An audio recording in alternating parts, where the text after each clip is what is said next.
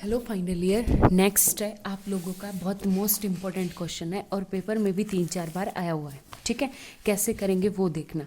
Same as it is आपके पास question exercise में भी है, बट यहाँ पे मोड जेड का स्क्वायर है, वहाँ पे सिंपल मोड जेड है। ठीक है, कोई फ़र्क नहीं, बल्कि मोड जेड वाला और ज़्यादा सिंपल होगा। ये देखो कैसे करेंगे।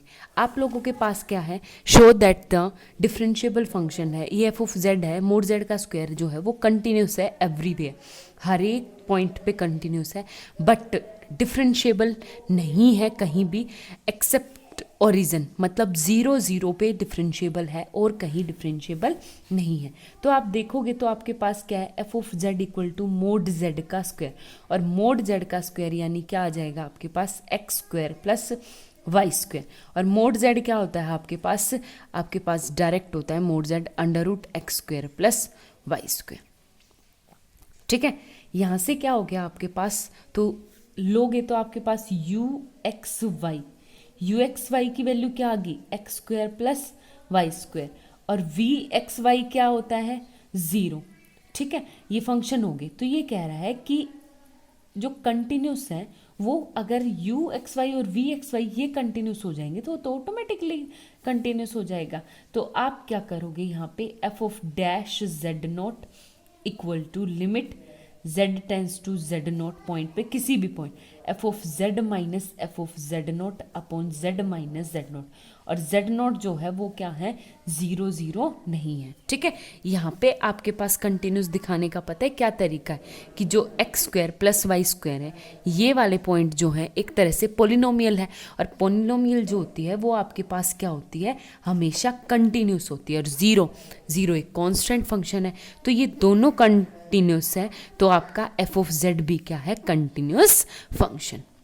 ठीक है, ये आपके पास सेम एज इट इज आपके पास वो पहले वाला। तो हमें सिर्फ डिफरेंशिएबिलिटी चेक करनी है, एक्सेप्ट 0 0, मतलब 0 0 ओरिजिन को छोड़ के चेक करनी है कि डिफरेंशिएबल है या नहीं है। ठीक है, तो अब यहाँ से लिमिट क्या हो जाएगी, limit z tends to z note, और एफ ऑफ z की square z square minus z naught का square upon z minus z note, और a square minus b square क्या होता है। और एक और बात, आपके पास क्या होता है, z equal to x plus iota y, z bar क्या होता है, x माइनस आयोटा वाई, और z बार की मैं मल्टीप्लाई करूं तो a square minus b square का मतलब होता है x square plus Y square. ठीक है, आगे बात समझ में। लेकिन मेरे पास मोड z का स्क्वायर भी किसके इक्वल होता है, x square plus Y square के बराबर, तो ये टर्म क्या आ जाएगी, इक्वल। तो यहाँ से क्या आ जाएगा आपके पास, लिमिट z टेंस टू 0, और मोड z का स्क्वायर क्या आ गया आपके यहाँ से, z into Z bar minus Z bar into ये Z note into Z naught का बार अपॉन में क्या आ गया, z माइनस जेड नोट। ठीक है, आगे बात समझ में। अब मुझे यहाँ से क्या निकालना है, z बार कॉमन निकालना है, तो मैं क्या करूँगी, लिमिट z टेंस टू 0, ऊपर यहाँ से मुझे z नोट कॉमन लेना है, और यहाँ से मुझे z बार कॉमन लेना है। तो ये टर्म क्या आ गई मेरे पास, यहाँ से z इंटू जेड बार, एक बार तो माइनस कर दूँ z bar into Z note, और एक बार z bar into Z note plus कर दूँ, तो आ जाएगा minus Z note into Z naught का बार अपॉन में क्या आ गया, वही z माइनस जेड नोट। ठीक है, तो लिमिट z टेंस टू 0, आपके पास यहाँ पे क्या बन गई मेरे पास टर्म, देखना आप, z बार कॉमन लेने के बाद z माइनस जेड नोट, देखो यहाँ पे प्लस z नोट कॉमन लेंगे तो अंदर क्या बचेगा, z bar minus Z note bar. ठीक है, upon z minus Z not, बिल्कुल सेपरेट कर दूंगी तो limit z tends to z not z not z not z note. ठीक है, और यहाँ से क्या आ गया मेरे पास, ये इसके कट जाएगा, z bar plus Z note upon में z bar minus Z note bar upon में z माइनस जेड नोट। ठीक है, ये टर्म आ गया आपके पास, हो गया क्लियर, ये है। अब एक काम किया, कुछ नहीं, बस हमें जो लेना है वो टर्म देखना। आपके पास क्या हो जाएगा, यहाँ से z माइनस जेड नोट लेंगे, l into cos theta plus iota sine theta. ठीक है, ये टर्म ले लेंगे।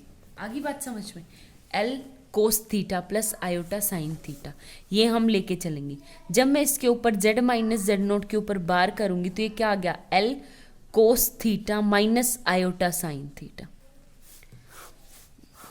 ठीक है, सेपरेट करके देखना, जेड माइनस जेड नोट का bar upon Z minus Z naught किसके इक्वल होता है आपके पास, Z bar minus Z note bar upon में जेड माइनस जेड नोट। तो ये क्या आ जाएगा ऊपर देखो, कोस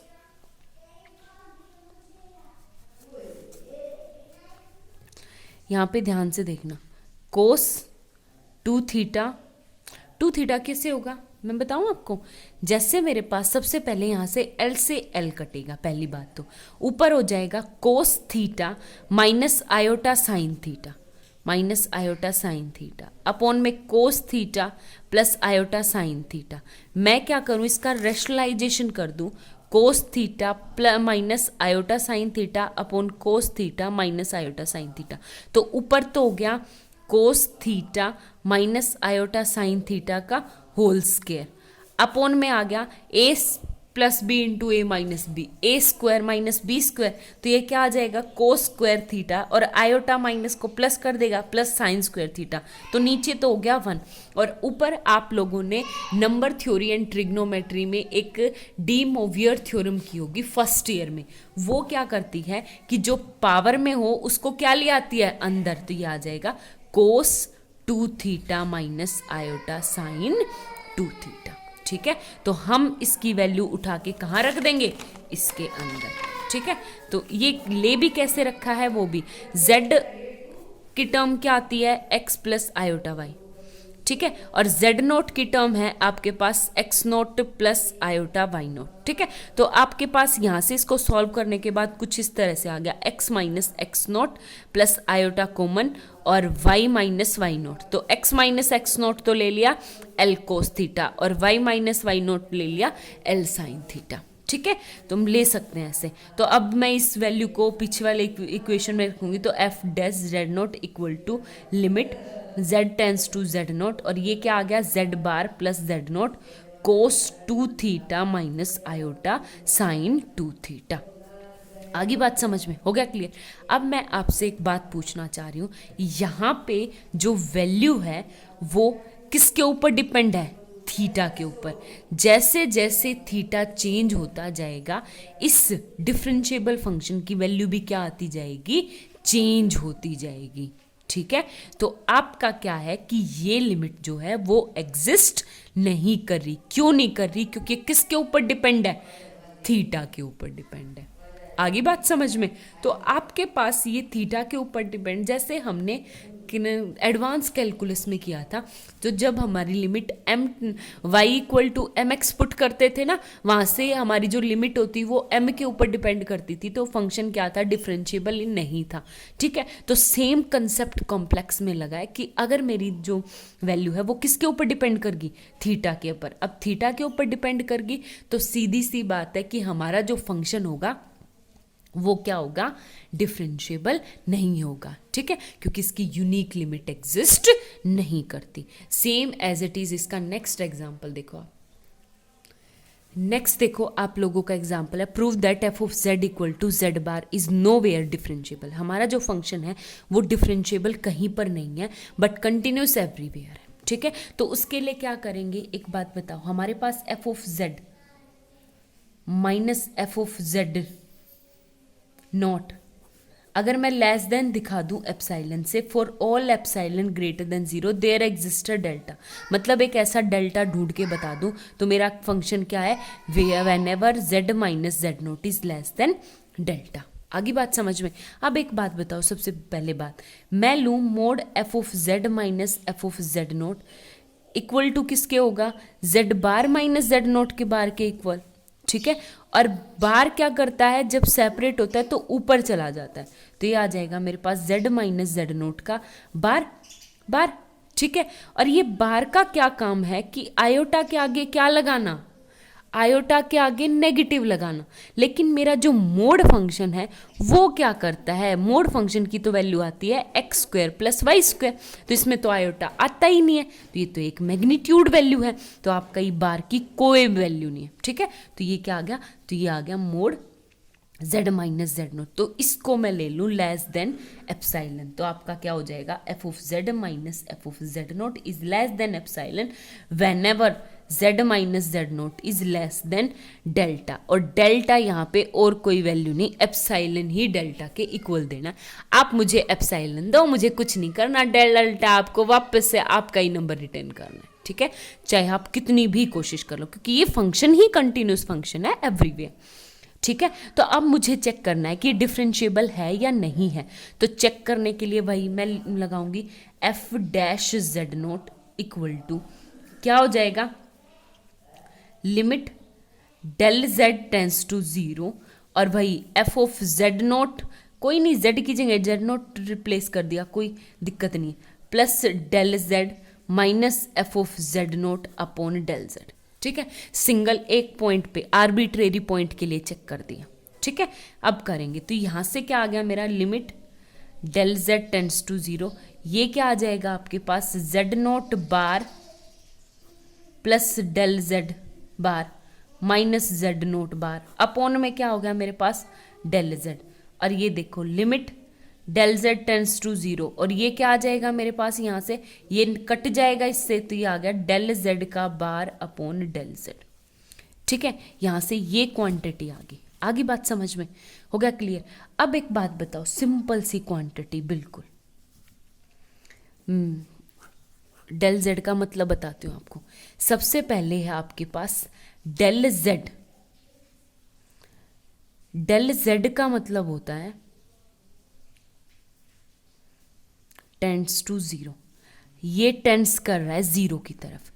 अगर हम दो पाथ होंगे हमारे पास, या तो हम एक्स एक्सिस में चेंजमेंट करें या वाई एक्सिस, तो सबसे पहले हमने किस में चेंज किया, एक्स एक्सिस में। और जब मैंने एक्स एक्सिस में चेंज किया तो वाई एज इट इज रहेगा, तो डेल जेड का मतलब क्या आ जाएगा यहाँ पे, x plus del x and plus iota y as it is.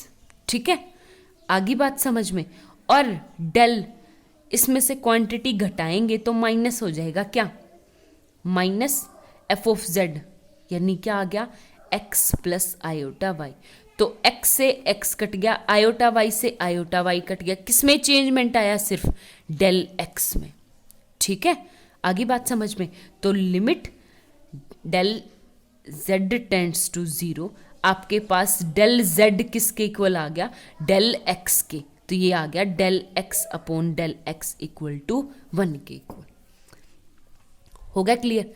जब मैं चेंजमेंट करती हूँ, चेंजमेंट किस में करूँगी, वाई एक्सिस के अकॉर्डिंग, तो वाई एक्सिस के अकॉर्डिंग आपके पास क्या आ जाएगा, del Z bar equal to, del z तो हो जाएगा आपके पास आयोटा डेल वाई, सिर्फ y के विद रिस्पेक्ट चेंज किया मैंने, और डेल का मतलब क्या आ गया, माइनस आयोटा डेल y।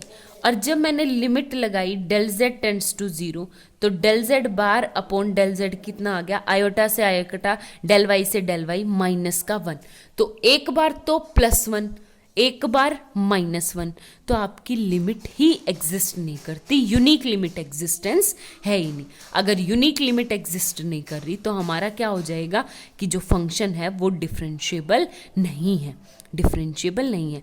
अब मैंने डेल जेड नोट पॉइंट पे ही चेक क्यों किया, मैंने जेड नोट पॉइंट पे इसलिए चेक किया कि एक किसी आर्बिट्रेरी पॉइंट पे चेक कर लो, किसी आर्बिट्रेरी पॉइंट, किसी एक सिंगल पॉइंट पे डिफरेंशिएबल नहीं है तो पूरे प्लेन पे कहाँ से हो जाएगा, आर्बिट्रेरी पॉइंट उठाया मैंने। ठीक है, तो आपका ये है सेम मेन कंसेप्ट ये है कि जब मैं x के विद रिस्पेक्ट x एक्सिस पे जाती हूँ, x एक्सिस पे चेंजमेंट करूँगी तो सिर्फ डेल x, डेल जेड किसके इक्वल आ जाएगा, सिर्फ डेल एक्स के। और डेल एक्स का, डेल जेड का मतलब ही ये है कि जहाँ से मैं पहले थी उसके बाद जहाँ पे पहुँची, फॉर एग्जाम्पल ये है आपके पास, ये मेरा है एक्स पॉइंट, जेड पॉइंट, और इस पर मैंने चेंजमेंट किया, ये एक्स प्लस डेल जेड, क्योंकि मैंने इतना चेंजमेंट किया डेल जेड, ठीक है। तो ये पॉइंट कौन सा हो जाएगा आपके पास एग्जैक्ट पॉइंट। तो डेल जेड की वैल्यू निकालने के लिए मुझे क्या करना पड़ेगा, del z plus del z में से माइनस करना पड़ेगा जेड। आगे बात समझ में। तो सबसे पहले मैं एक्स एक्सिस के अकॉर्डिंग जाऊंगी, फिर उसके बाद वाई एक्सिस के जो अकॉर्डिंग जाऊंगी, उसके पे क्या करूंगी बार। तो एक बार तो लिमिट की वैल्यू आ रही है 1 और एक बार -1, तो हमारी लिमिट यूनिट के एग्जिस्ट नहीं कर रही, इसका मतलब हमारी फंक्शन डिफरेंशिएबल नहीं है, ठीक है। आप लोग क्वेश्चन ट्राई कर लो 5.1 के जितने भी क्वेश्चंस है, अगर कोई डाउट है तो पूछ सकते हो। Thank you.